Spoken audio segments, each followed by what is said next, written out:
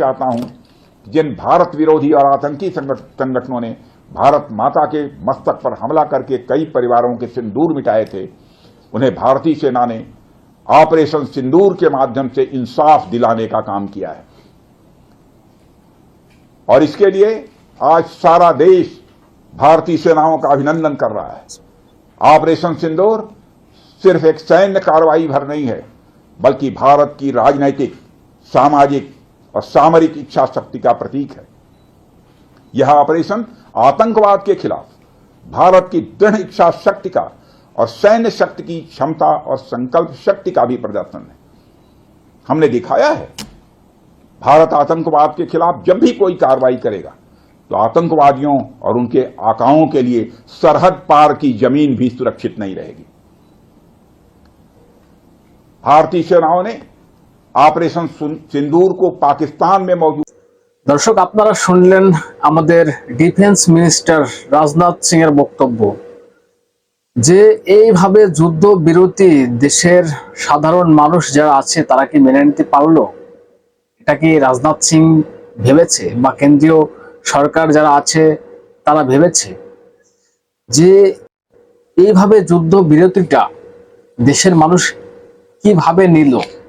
রাজনাথ সিং বললেন আমাদের সেনা যে কাজটা করেছে অপারেশন সিঁদুর নামে যে অপারেশন পাকিস্তানে চালানো হয়েছে, যাদের কাশ্মীরে গুলি করে হত্যা করা হয়েছে, যে মহিলাদের সিঁদুর কেড়ে নেওয়া হয়েছে, তার কারণে সেই অপারেশন সিঁদুর নামটা করণ করা হয়েছিল। আর আমাদের ভারতীয় সেনা, আমাদের সেনারা শুরুটা খুব ভালোভাবে করেছিলেন, কিন্তু শেষটা কি হলো? শেষটা কি এরকম হবে আমরা আশা করেছিলাম? আমাদের দেশবাসী যারা আছেন, আমাদের দেশবাসী যারা আছেন, আমরা কি এটা আশা করেছিলাম যে এইভাবে শেষ হয়ে যাবে?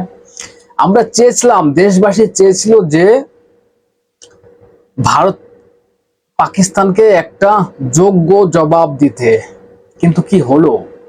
প্রিয় দর্শক, আমি নয়ন রায়, আপনারা দেখছেন হাবড়া টিভি। দর্শক, পাচারটার কোনো সুযোগ নেই, পাচারটা অথেন্টিক বাস্তব রিয়েল কথাটা বলছি, যেটা সত্য সেটাকে স্বীকার করতে হবে, অন্যায়ের বিরুদ্ধে প্রতিবাদ করতে হবে। অন্যায়ের বিরুদ্ধে আমাদের প্রতিবাদ চলছে, চলবে। তবে আপনাদের বলে রাখি, চ্যানেলটাকে সাবস্ক্রাইব করে, ভিডিওতে লাইক করে, কমেন্টস করে আপনাদের গুরুত্বপূর্ণ মতামত জানাবেন। দর্শক, এবার পয়েন্ট আসে, আমাদের সেনা যেভাবে শুরুটা করেছিল, শেষটা কিন্তু ভারতীয় যারা আছেন তারা কিন্তু এমনটা আশা করেনি। যে শেষটা ভারতবাসী চেয়েছিল যে পাকিস্তানকে একটা যোগ্য জবাব দিতে এবং ভারতের হাতে পায়ে ধরতে। হ্যাঁ, আপনারা হয়তো বলবেন যে ভারতের হাতে পায়ে ধরেছে, তো হ্যাঁ ধরেছে, এটা বটে, ধরেছে। পাকিস্তান ভারতের হাত পা ধরেছে। পাকিস্তান থেকে ফোন এসেছিল, আপনারা শুনেছেন, এবং ডোনাল্ড ট্রাম্পের হাত পা ধরে কান্নাকাটি করেছে যে আমাদেরকে বাঁচাও, আমরা আর পারছি না। পাকিস্তান এটা আমেরিকাকে গিয়ে বলেছিল, ডোনাল্ড ট্রাম্পকে।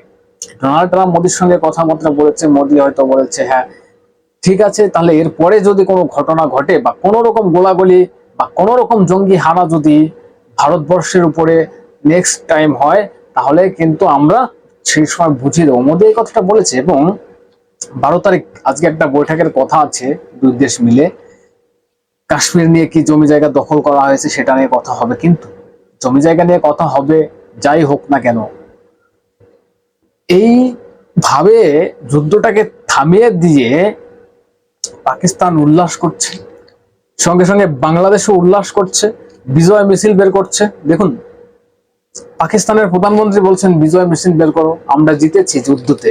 মানে নির্লজ্জর একটা সীমা থাকে। যেমন আমাদের মুখ্যমন্ত্রী মমতা ব্যানার্জি, তেমন হচ্ছে পাকিস্তানের সরকার যিনি আছেন প্রধানমন্ত্রী, তিনি। আমাদের মুখ্যমন্ত্রী দেখেছেন তো, কেন্দ্রীয় সরকারের বিভিন্ন প্রকল্প নিয়ে বাধা করে এবং কোন রকম একটা মানে কিছু হয়ে গেলে আমরা জিতেছি, মানে হেরে যাবে তারপরও গলাবাজি করবে, আমরা জিতেছি। মানে পাকিস্তান কেসটা সেরকমই হয়েছে, তারা হেরেছে কিন্তু তারা হাতে পায়ে ধরে কান্নাকাটি করেছে, মোদির হাতে পায়ে ধরে বলছে আমাদের বাঁচাও ডোনাল্ড ট্রাম্পকে।